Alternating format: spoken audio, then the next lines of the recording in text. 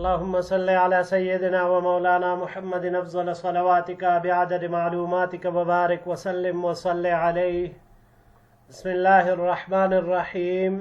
عزیز طلباء کرام، امید ہے انشاءاللہ العزیز آپ سب خیر و عافیت کے ساتھ ہوں گے. جامع السنن الترمذی جلد ثانی کے ابواب الاستئذان والآداب عن رسول اللہ صلی اللہ علیہ وسلم کہ ایک اور باب ما جاء فی انشاد الشعر کے ساتھ اللہ جل شانہ کے فضل و کرم سے ایک مرتبہ پھر آپ حضرات کے خدمت میں حاضر ہونے کا موقع ملا. بحمد اللہ تعالی. عزیز طلباء کرام، آج ہمارا سبق نمبر 299 ہے، تو بڑھتے ہیں اپنے سبق کی طرف. باب ما جاء فی انشاد الشعر، یہ باب بلند آواز سے شعر پڑھنے کے بیان میں ہے.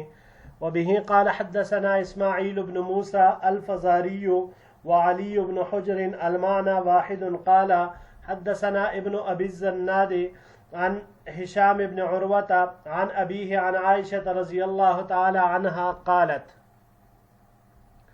ہمیں روایت کی اسماعیل بن موسیٰ الفزاری نے اور علی ابن حجر نے، یہ دونوں حضرات فرماتے ہیں کہ ہمیں روایت کی ابن ابو الزناد نے، انہوں نے ہشام ابن عروہ سے، انہوں نے اپنے والد یعنی ہشام نے اپنے والد عروہ سے روایت کی، اور انہوں نے ام المؤمنین عائشہ صدیقہ رضی اللہ تعالی عنہا سے. قالت، وہ فرماتی ہیں، کان النبی صلی اللہ علیہ وسلم یضع لحسان منبرا فی المسجد یقوم علیہ قائما یفاخر عن رسول اللہ صلی اللہ علیہ وسلم. حضور نبی کریم صلی اللہ علیہ وسلم حضرت حسان ابن ثابت رضی اللہ تعالی عنہ کے لیے مسجد نبوی میں ممبر رکھنے کا حکم دیتے، جس پر وہ کھڑے ہوتے اور کفار کے مقابلے میں اپنے اشعار کے ذریعے سے حضور نبی کریم صلی اللہ علیہ وسلم کی برتری ثابت کرتے. او قالت، راوی کہتے ہیں کہ یا ام المؤمنین عائشہ صدیقہ رضی اللہ تعالی عنہا نے یوں فرمایا، ینافح عن رسول اللہ صلی اللہ علیہ وسلم، وہ حضور صلی اللہ علیہ وسلم کی طرف سے کفار کے مخالف اشعار کا دفاع کرتے. ویقول رسول اللہ صلی اللہ علیہ وسلم، اور حضور نبی کریم صلی اللہ علیہ وسلم ارشاد فرماتے، ان اللہ یؤید حسان بروح القدس ما یفاخر او ینافح عن رسول اللہ صلی اللہ علیہ وسلم. بے شک اللہ جل شانہ حسان ابن ثابت کی جبرائیل امین کے ذریعے مدد اور نصرت کرتے رہتے ہیں، جب تک وہ رسول اللہ صلی اللہ علیہ وسلم کہ کفار کے مقابلے میں برتری ثابت کرتے رہتے ہیں، یا یوں فرمایا کہ جب تک وہ آپ علیہ الصلاۃ والسلام کی طرف سے دفاع اور مقابلہ کرنے میں مشغول رہتے ہیں. حدثنا اسماعیل بن موسیٰ وعلی بن حجر قال حدثنا ابن ابی الزناد عن ابیہ عن عروة عن عائشة عن النبی صلی اللہ علیہ وسلم مثلہ. اسی طرح میں روایت کی اسماعیل بن موسیٰ اور علی بن حجر، یہ دونوں حضرات فرماتے ہیں، میں روایت کی ابن ابی زناد نے، انہوں نے اپنے والد سے، انہوں نے عروہ سے، اور انہوں نے عائشہ صدیقہ رضی اللہ تعالیٰ عنہا سے، انہوں نے نبی کریم صلی اللہ علیہ وسلم سے اسی طرح. وفی الباب عن ابی ہریرہ والبراء ھذا حدیث حسن صحیح غریب وہو حدیث ابن ابی زناد. ہمیں روایت کی اس باب میں ابو ہریرہ رضی اللہ تعالیٰ عنہ اور برا رضی اللہ تعالیٰ عنہ سے روایات مروی ہے. یہ حدیث حسن صحیح غریب ہے. وہ ہوا حدیث ابن ابی الزناد، اور یہ ابن ابو زناد کی حدیث ہے. اگلے روایت کی طرف بڑھتے ہیں جی. وبه قال حدثنا اسحاق بن منصور قال حدثنا عبد الرزاق قال حدثنا جعفر بن سلیمان قال حدثنا ثابت عن انس رضی اللہ تعالی عنہ. ہمیں روایت کی اسحاق بن منصور نے، انہوں نے روایت کی عبد الرزاق سے، انہوں نے روایت کی جعفر بن سلیمان سے، انہوں نے روایت کی ثابت سے، انہوں نے حضرت انس رضی اللہ تعالی عنہ سے أن النبي صلى الله عليه وسلم دخل مكة في عمرة القضاء وعبد الله بن رواحة بين يديه يمشي وهو يقول، حضور نبی کریم صلی اللہ علیہ وسلم عمرہ کی قضا کرنے کے لیے مکہ مکرمہ میں داخل ہوئے تو عبداللہ ابن رواحہ رضی اللہ تعالی عنہ حضور نبی کریم صلی اللہ علیہ وسلم کے آگے یہ اشعار پڑھتے ہوئے جا رہے تھے: خلو بن الکفار عن سبیلہ اليوم نضربکم علی تنزیلہ ضربا یزیل الہام عن مقیلہ وَيُزْهِلُ الْحَلِيلَ عَنْ خَلِيلِهِ۔ اے کفار کی اولاد، آپ علیہ السلام کا راستہ خالی کرو، آج ان کی آمد پر ہم تمہیں مار دیں گے، ایسی مار جو دماغ کو اس کی جگہ سے ہلا کے رکھ دے گی اور دوست کو اس کے دوست سے غافل کر دے گی۔ فقال له عمر یا ابن رواحہ بین یدی رسول اللہ صلی اللہ علیہ وسلم وفی حرم اللہ تقول الشعر۔ حضرت عمر رضی اللہ تعالی عنہ نے فوراً ان سے فرمایا کہ اے ابن رواحہ، حضور نبی کریم صلی اللہ علیہ وسلم کے سامنے اور حرم شریف میں تم شعر پڑھ رہے ہو۔ فقال رسول اللہ صلی اللہ علیہ وسلم، تو حضور نبی کریم صلی اللہ علیہ وسلم نے ارشاد فرمایا، خل عنہ یا عمر فہی اسرع فیہم من نزح النبل۔ اے عمر، اسے چھوڑو، کیونکہ یہ اشعار کافروں کے حق میں تیر پھینکنے سے کہیں زیادہ جلد اثر انداز ہوتے ہیں۔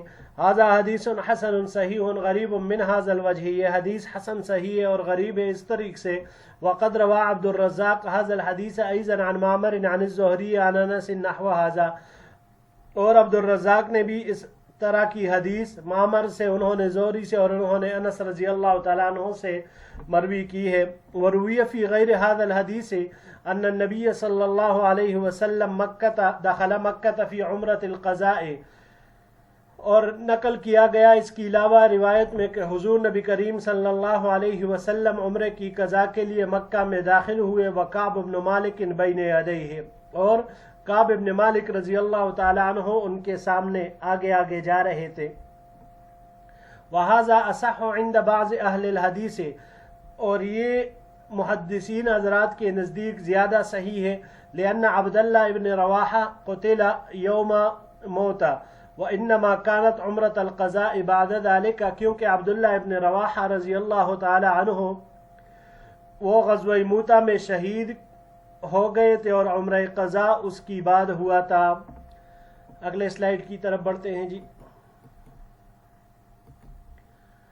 وبه قال حدثنا علي بن حجر قال اخبرنا شريك عن المقدام بن شريح عن ابيه عن عائشة رضی اللہ تعالی عنها قال قيل لها، ہمیں روایت کی علی بن حجر نے، انہوں نے روایت کی شریک سے، انہوں نے مقدام ابن شریح سے، انہوں نے اپنے والد شریح سے، اور انہوں نے ام المؤمنین عائشہ صدیقہ رضی اللہ تعالی عنہا سے فرماتی ہے، ان ام المؤمنین سے پوچھا گیا، هل كان النبی صلی اللہ علیہ وسلم یتمثل بشیء من الشعر، کیا حضور نبی کریم صلی اللہ علیہ وسلم کبھی کوئی شعر مثال اور نمونے کے طور پر پڑھتے تھے؟ قالت كان يتمثل بشعر ابن رواحہ، ام المؤمنین نے فرمایا کہ حضور نبی کریم صلی اللہ علیہ وسلم ابن رواحہ کا شعر پڑھا کرتے تھے، وَيَقُولُ وَيَأْتِيكَ بِالْأَخْبَارِ مَنْ لَمْ تَزَوُّدِي، چنانچہ آپ علیہ السلام فرماتے کہ تمہارے پاس وہ لوگ خبریں لائیں گے جن کو تم نے زاد راہ فراہم نہیں کیا ہوگا۔ وفی الباب عن ابن عباس ھذا حدیث حسن صحیح، اس باب میں حضرت عبداللہ ابن عباس رضی اللہ تعالیٰ عنہما سے روایت مروی ہے، یہ حدیث حسن صحیح ہے۔ آخری سلائیڈ کی طرف بڑھتے ہیں جی۔ وبه قال حدثنا علي بن حجر قال حدثنا شريك عن عبد الملك بن عمير عن ابي سلمة عن ابي هريرة رضي الله تعالى عنه عن النبي صلى الله عليه وسلم قال، ہمیں روایت کی علی بن حجر نے، انہوں نے شریک سے، انہوں نے عبد الملک ابن عمیر سے، انہوں نے ابو سلمہ سے انہوں نے حضرت ابو ہریرہ رضی اللہ تعالی عنہ سے انہوں نے حضور نبی کریم صلی اللہ علیہ وسلم سے نقل کیا ہے قال کہ آپ علیہ السلام نے ارشاد فرمایا اشعر کلمت تکلمت بها العرب کلمت لبید الا کل شیء ما خلا اللہ باطل، سب سے عمدہ اور اچھا شعر جو کسی عرب شاعر نے کہا ہے وہ لبید شاعر کا یہ شعر ہے، یہ ٹکڑا ہے الا کل شیء ما خلا اللہ باطل، جان لو کہ اللہ کے علاوہ ہر چیز فنا ہونے والی ہے، مٹ جانے والی ہے۔ ھذا حدیث حسن صحیح، یہ حدیث حسن صحیح ہے۔ وقد رواہ الثوری وغیرہ عن عبد الملک ابن عمیر، اور اس کو ثوری اور ان کے علاوہ کئی عبد الملک ابن عمیر سے بھی نقل کیا ہے۔ وبه قال حدثنا علي بن حجر قال اخبرنا شريك عن سماك عن جابر بن سمرة رضی اللہ تعالی عنہ قال، ہمیں روایت کی علی بن حجر نے، انہوں نے شریک سے، انہوں نے سماک سے، انہوں نے جابر بن سمرہ رضی اللہ تعالی عنہ سے انہوں نے فرمایا جالست النبی صلی اللہ علیہ وسلم اکثر من 100 مرة فكان اصحابه يتناشدون الشعر ويتذاكرون اشياء من امر الجاهلية وهو ساكت فربما يتبسم معهم۔ حضرت جابر بن سلمہ رضی اللہ تعالی عنہ، حضرت جابر بن سمرہ رضی اللہ تعالی عنہ فرماتے ہیں کہ میں نبی کریم صلی اللہ علیہ وسلم کے ساتھ 100 سے زیادہ بار بیٹھا، چنانچہ حضرات صحابہ کرام ایک کے بعد دوسرا اشعار سناتے اور زمانہ جاہلیت کی یادیں تازہ کرتے تھے۔ آپ علیہ السلام خاموش رہتے، البتہ کبھی کبھی ان کے ساتھ مسکرا دیتے۔ ھذا حدیث حسن صحیح، یہ حدیث حسن صحیح ہے۔ وقد رواہ زہیر عن سماک ایضا، اور اس کو روایت کیا ہے زہیر نے سماک سے بھی اسی طرح۔ جی عزیز طلباء کرام، اشعار کے پڑھنے کے بارے میں یہ باب امام ترمذی رحمہ اللہ نے قائم کی ہے۔ اس باب کی روایات سے یہ حکم ثابت ہوتا ہے کہ ایسا شعر جو حکمت و موعظت، علم و معرفت، اسلام کی دفاع کے لیے، مجاہدین کو جوش دلانے کے لیے، ان کو شہادت کا جام پینے پر آمادہ کرنے کے لیے جو ایسے کلام پر مشتمل ہو تو اس کا کہنا اور سننا دونوں جائز ہیں۔ حضور نبی کریم صلی اللہ علیہ وسلم مسلمان شعراء اور کافر شاعروں کی حکمت پر مشتمل اشعار کو کبھی کبھار پڑھتے تھے اور سنا بھی کرتے تھے کہ ان اشعار سے دلوں کو تازگی اور امنگوں کو جلا ملتی ہیں۔ اس باب میں 3 شعراء کا تذکرہ آیا۔ حضرت حسان ابن ثابت رضی اللہ تعالی عنہ پہلے باب میں آئے، باب کی پہلی روایت میں۔ دوسرے نمبر پر حضرت عبداللہ ابن رواحہ رضی اللہ تعالی عنہ جن کا تذکرہ دوسری روایت میں آیا، اور تیسرے نمبر پر جس کا تذکرہ ہوا کلمت لبید، لبید ابن ربیعہ، یہ بعد میں مسلمان ہوئے تھے رضی اللہ تعالی عنہ، یہ بھی صحابی ہیں۔ ان 3 حضرات کا یہاں پر تذکرہ ہوا اس باب میں۔ تو عزیز طلباء کرام، حسان ابن ثابت رضی اللہ تعالیٰ عنہ حضور نبی کریم صلی اللہ علیہ وسلم کے شاعر تھے۔ اسلام قبول کرنے کے بعد اپنے شاعرانہ صلاحیت کے ذریعے نبی کریم صلی اللہ علیہ وسلم کی تعریف بھی کرتے تھے، ان کے مدح بھی فرماتے تھے، اور کفار کے اشعار کے جواب میں اسلام، مسلمانوں اور حضور نبی کریم صلی اللہ علیہ وسلم کی دفاع کرتے تھے۔ ابو عبیدہ کہتے ہیں کہ حسان ابن ثابت کو دیگر تمام شعراء پر 3 وجہ سے فضیلت حاصل ہے۔ زمانہ جاہلیت میں یہ انصار کے شاعر تھے، عہد نبوت میں نبی کریم صلی اللہ علیہ وسلم کے شاعر تھے، اور زمانہ اسلام میں پورے یمن کے شاعر تھے۔ یہ خصوصیت کسی اور صحابی کے حصے میں نہیں، کسی دوسرے شاعر صحابی کے حصے میں نہیں آئے۔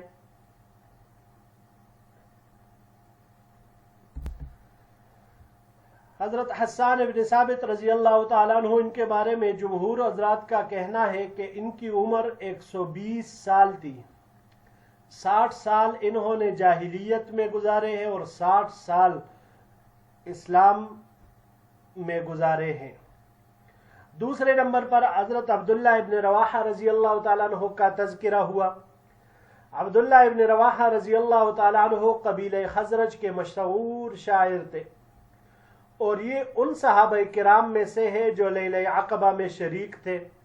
غزوہ بدر میں دیگر کئی غزوات میں یہ شریک ہوتے رہے، حتیٰ کہ انہوں نے جام شہادت یہ بھی غزوہ موتا میں پیا ہے۔ کفار اور مشرکین کی ہجوہ میں یہ فی البدی اشعار پڑھتے تھے۔ انہوں نے بارہا اس قسم کے اشعار کہے ہیں، جیسے کہ یہاں پر باب میں امام ترمذی رحمہ اللہ نے ان کے یہ 2 اشعار ذکر فرمائے: خلو بن الکفار عن سبیلہ اليوم نضربکم علی تنزیلہ ضربا یزیل الہام عن مقیلہ ویزہل الخلیل عن خلیلہ۔ ایسے زبردست اشعار یہ پڑھتے تھے۔ اچھا، پھر اس کے بارے میں یہاں پر امام ترمذی رحمہ اللہ سے سہوا ہوا ہے۔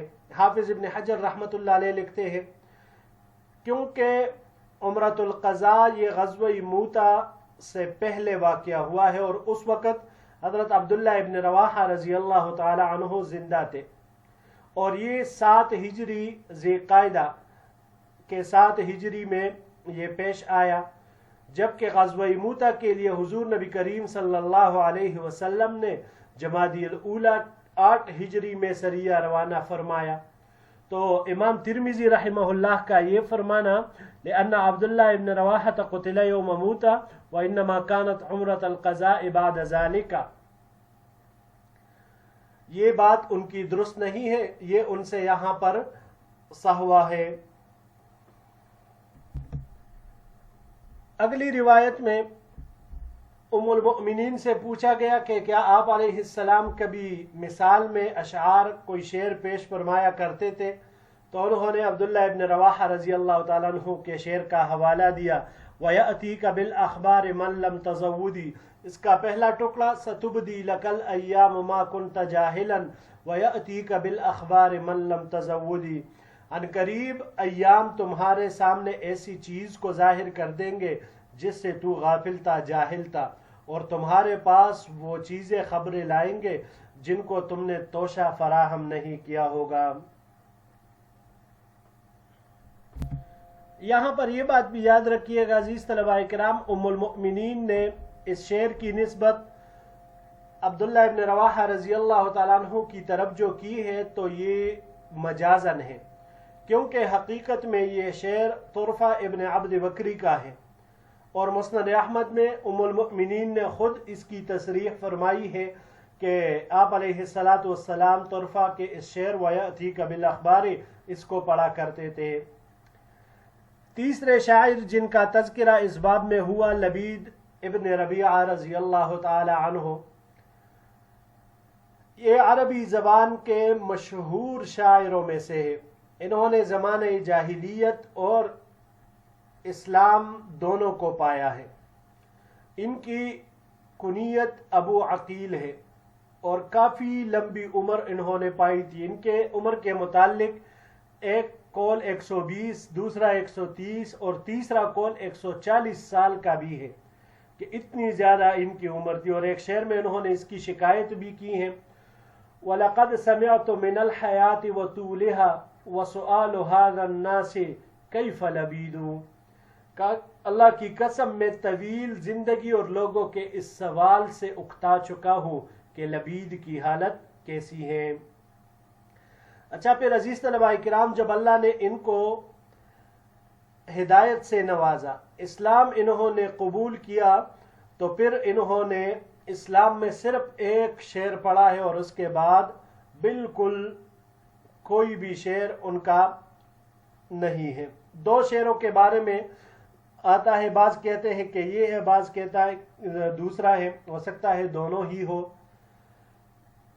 ما عاتب المرء الکریم کنفسہ والمرء یصلحہ الجلیس الصالح، شریف شخص کو اس کی اپنی ذات سے زیادہ کوئی ملامت نہیں کرتا، اور ہر شخص کی اصلاح اس کا نیک اور اچھا دوست کرتا ہے۔ ایک اس شعر کے بارے میں، دوسرا الحمدللہ اذ لم یأتنی اجلی حتی کسانی من الاسلام سربالا، یعنی تمام تعریفیں اللہ کے لیے ہے کہ اس نے میری موت آنے سے پہلے مجھے اسلام کا لباس پہنایا۔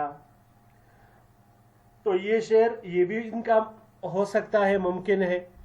تو یہاں پر اس روایت میں آپ علیہ الصلاۃ والسلام نے ان کے شعر کے ایک ٹکڑے کو الا کل شیء ما خلا اللہ باطل وکل نعیم لا محالۃ زائل، پورا شعر اس طرح ہے کہ ہر چیز اللہ کے سوا وہ پانی ہے، وہ ختم ہونے والی ہے، وہ کل نعیم لا محالۃ زائل، اور ہر نعمت یقیناً وہ زائل ہونے والی ہے۔ تو اس کے بارے میں حضور نبی کریم صلی اللہ علیہ وسلم نے اشعر کلمتاً یا اصدق کلمہ، اس کے بارے میں آپ علیہ الصلاۃ والسلام نے اس کو فرمایا۔ پھر آخری روایت میں جو آیا، جابر بن سمرہ رضی اللہ تعالی عنہ نے فرمایا کہ میں حضور نبی کریم صلی اللہ علیہ وسلم کے ساتھ 100 سے زیادہ مرتبہ آپ کی مجلس میں بیٹھا ہوں، اور کبھی کبھار صحابہ کرام ایک دوسرے کو اشعار سناتے اور زمانہ جاہلیت کی یادیں تازہ کرتے۔ تو کوئی زمانہ جاہلیت میں وہ اپنے اپنے اشعاروں کے بارے میں تذکرہ کرتے، وہ چیزوں کے بارے میں تذکرہ کرتے، مختلف چیزیں تھی جو سامنے آتی۔ یہ سارا سب کچھ وہ حضور نبی کریم صلی اللہ علیہ وسلم کے سامنے کر رہے ہوتے، اس کا تذکرہ، یعنی حضور نبی کریم صلی اللہ علیہ وسلم بنفس نفیس وہاں پر موجود ہوتے، اس کو سن بھی رہے ہوتے۔ کبھی کبھی صحابہ کرام کی کسی بات پر آپ علیہ الصلاۃ والسلام تبسم بھی فرما دیتے، مسکرا دیتے۔